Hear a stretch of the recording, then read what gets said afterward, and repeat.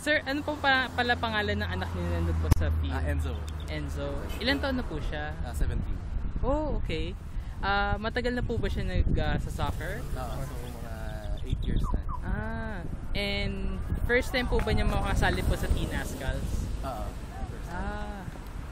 So, how does it feel po na yung anak niyo po is one of the Teen Ascals now?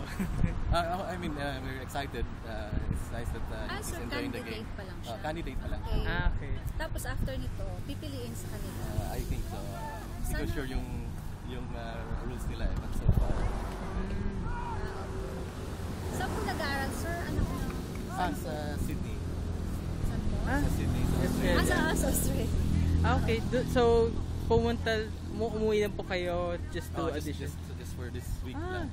So, sakali po pag nakuha, dito na po kayo sa Philippines. Pag may call, so he just come back when it's available.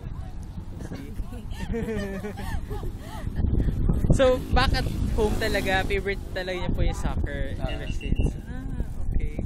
So, meron po ba sa family niyo na talagang din po ang pili? Hindi, siya lang.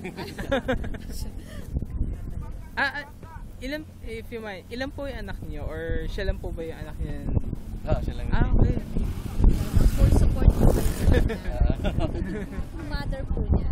Ano doon sa bahay?